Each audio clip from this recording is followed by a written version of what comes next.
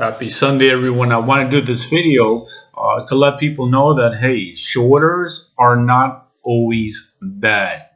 If your company is shorted and your company is solid, do not worry. Do not be afraid. This gives you an amazing opportunity to get in on a stock with a solid company, dirt, dirt cheap. Without shorters, hey, we don't have those opportunities. So right now, I'm not talking about other companies that are in great positions. I just want to go over some of the companies and opportunities that we were in that were probably heavily shorted at certain times. So on March 22nd, as my followers on Reddit know, this is Nathan from Queens, Ultimate Trader, Ultimate Traders on Reddit. So as you know, like GoodRx, for instance, on March 22nd went to $33 and change, and now it's close to 39 or 40. We all took advantage of TIGR. TIGR was definitely shorted when it got down to 1275, 1280 weeks ago. Nautilus got in the 13s. These are all solid companies. Now, this past week, some of us, not many of us, were still playing Clove, CLOV. So definitely heavily shorted. When I went down to 7, I've been telling a lot of my traders in the elite group that, hey, when Clove gets down to around $7, it makes sense to buy. Not because of the shorters. That was just a bonus. Just like on Nautilus, Nautilus is still heavily shorted.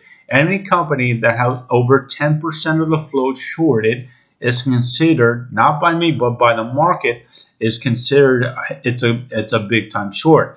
So companies are normally shorted between 5%, 0 to 10%. A lot of them are 5%. When you have a company that's shorted over 15, the market considers that a heavy short. Right now, Nautilus, which is making money, which has positive cash flow, which had its second best quarter, is still a heavy short. So it gives us an opportunity that if the shorts cover, it can sky up. Now, unfortunately, I don't know if they have. 2 weeks ago, the short numbers still show that Nautilus was heavily shorted. So in the last 2 weeks, the stock has gone up. So I don't know whether or not it's because the short is covering, or buyers taking notice, or me telling the world. Because yes, I am reaching out to people on Twitter. I am sending out emails to companies that, hey, take a look at Nautilus. The cash flows are good. Very good quarters. People still aren't going back to the gym. That was an opportunity. Right now, on Friday, the stock SURF, SURF, I haven't seen it in the sixes in well over 6 months. So what happened to SURF in the last month or two? They had great earnings report. Okay, they got approved for a cancer drug.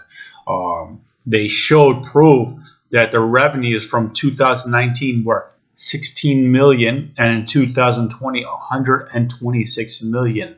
They went from losing money to be profitable. So do I see that as an opportunity? Yes, that is an opportunity that maybe someone shorted.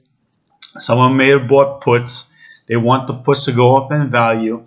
So what did they do? If it's only $6 and it only costs $6 million to short it, a million shares, you're going to short it. You're going to short it till your puts go up in volume and up in price. And the volume, you could definitely do it. So your puts go up in value, and your stock goes down in price. So you win both ways. So what I'm trying to say is shorting is healthy for us because we believe in these companies, and the shorts know they're going to cover soon. Now, when the financials are not good and the company is not doing well, it doesn't work that way because they don't cover. The shorters don't cover. Because why would you cover a company that's not making money with bad cash flows that might not be in business? You will wait till zero. But we are in good companies. So when an entity decides to short our plays, not a concern. Yes, it does suck for that day. It could suck for that week. We're down on that play for a day or down for a week. But hey, I am not concerned. I look at it as an opportunity. Hey, you want to sell me, sir, at 650? I will take it. Hey, you want to sell me Tiger at 1275, 1280? I will take it. I bought Tiger at 13. But yes, I was in serious fear and sold it at 1350. And I kept trading it 15, 17, 18, 19. So we've been trading it all the way up. So what did the shorts do? The shorts gave us an opportunity to keep trading it over and over again. One of my lead traders made like maybe $7 or $8 on Tiger.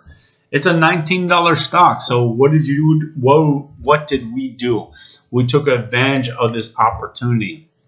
Right, it has been a heavy short for over a year. So what are we doing now? We're taking advantage of this opportunity. So it is a myth that every single short is bad. That is absolutely a myth.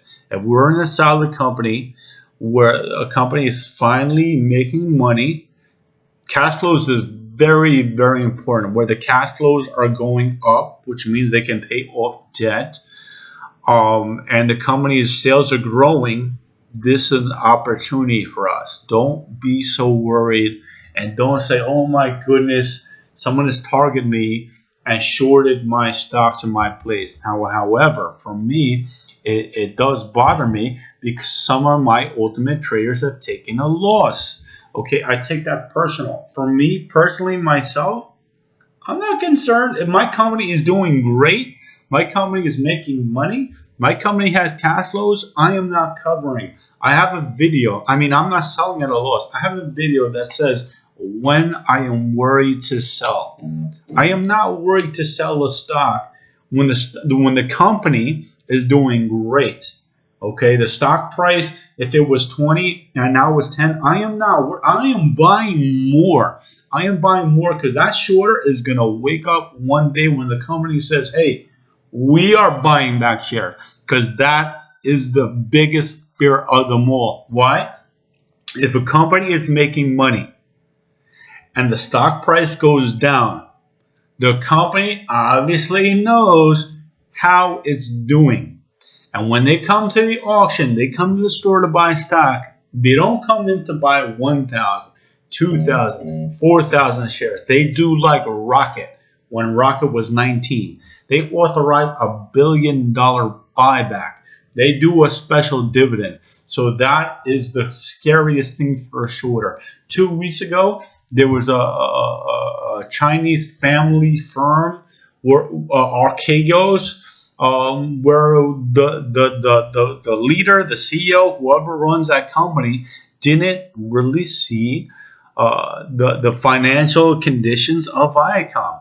So I'm saying that because he bought Viacom when the stock was rising. The stock went very high. But what he failed to see is their cash flows are okay, but not great.